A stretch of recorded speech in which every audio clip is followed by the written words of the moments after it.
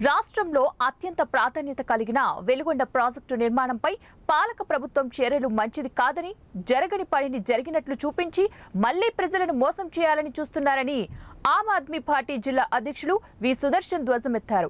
శ్రీ పూల సుబ్బయ్య వెలుగొండ ప్రాజెక్టు సత్వర నిర్మాణం పూర్తి కొరకు, నిర్వాసితుల సమస్యల పరిష్కారం కొరకు 1800 కోట్ల రూపాయలు నిధులు విడుదల చేయాలని మరియు మార్కాపురం డివిజన్ కేంద్రంగా నూతన జిల్లా ఏర్పాటు ప్రకటన చేయాలని కోరుతూ బుధవారం ఆమ్ ఆద్మీ పార్టీ కార్యాలయంలో అన్ని రాజకీయ పార్టీల ప్రతినిధులు, ప్రజా సంఘాల నాయకులతో రౌండ్ టేబుల్ సమావేశాన్ని నిర్వహించారు. ఈ సందర్భంగా సుదర్శన్ మాట్లాడుతూ వెలుగొండ ప్రాజెక్టు పూర్తి కానిదే, జాతికి అంకితం చేయనిదే ఎన్నికలకు రామని స్వయంగా రాష్ట్ర ముఖ్యమంత్రి చెప్పిన మాట నెరవేరకపోవడంతో రానున్న సార్వత్రిక ఎన్నికలలో ప్రకాశం జిల్లా ప్రజలు తగిన బుద్ధి చెబుతారనే కారణంతో వెలుగొండ ప్రాజెక్టు పూర్తి కానిదే ప్రారంభిస్తామని కపట నాటకాలు వేస్తున్నారని ధ్వజమెత్తారు. ప్రకాశం జిల్లా నుండి ప్రాతినిధ్యం వహించిన ఇద్దరు మంత్రులు, ఎమ్మెల్యేలు వెలుగొండ ప్రాజెక్టు నిర్మాణానికి సరిపడా నిధులు రాబట్టలేకపోయారని విమర్శించారు. పశ్చిమ ప్రకాశంలోని ఎమ్మెల్యేల చేతకానితనమే మార్కాపురం జిల్లా ఏర్పాటు కాలేదని దుయ్యబట్టారు. సిపిఐ జిల్లా నాయకులు అందే నారసయ్య, సిపిఐ జిల్లా నాయకులు డి సోమయ్యలు మాట్లాడుతూ వెలుగొండ ప్రాజెక్టుపై చిత్తశుద్ధి లేదని ప్రజలను మభ్యపెడుతూ కాలయాపన చేస్తున్నారని, అందుకు నిదర్శనమే గత బడ్జెట్లో 101 కోట్ల రూపాయలు నిధులు విడుదల చేయమన్నారు. సర్వం కోల్పోయిన నిర్వాసితుల సమస్యలు పరిష్కారం చేయకుండా పూర్తి కాని ప్రాజెక్టును ఏ విధంగా ప్రారంభిస్తానని ఆశ్చర్యం వ్యక్తం చేశారు. నిజంగా ప్రాజెక్టు పూర్తయితే అఖిలపక్ష పార్టీల నాయకులను తీసుకుపోయి చూపించాలని కోరారు.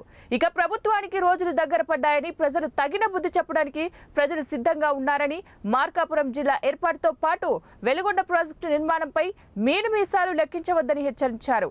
జనసేన పార్టీ నాయకులు MV Suresh, BJP party in charge PV Krishnarao, Congress party నియోజకవర్గ నాయకులు రెహనా బేగం, జి బాలనాగయ్యలు మాట్లాడుతూ కేవలం మిగులు జలాల మీదనే వేల కోట్ల రూపాయలతో నిర్మిస్తున్న వెలుగొండ ప్రాజెక్టుకు నికర జలాలు ఏర్పాటు చేస్తేనే ప్రాజెక్టు ఉద్దేశం నెరవేరుతుందని అన్నారు.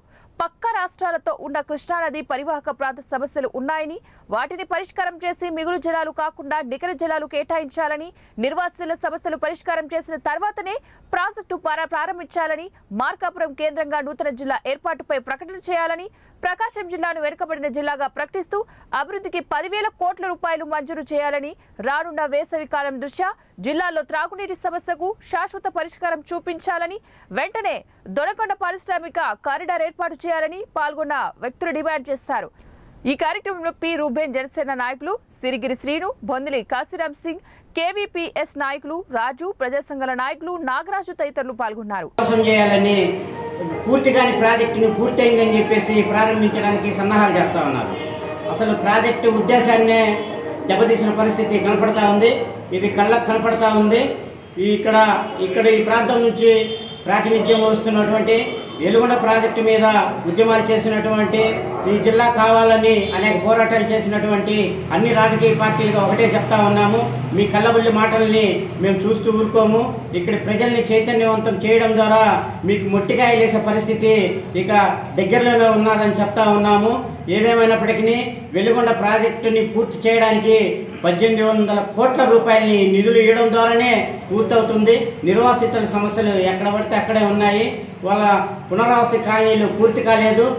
పునరావాస కాలనీలు పూర్తి కాకుండా నిర్వాసితుల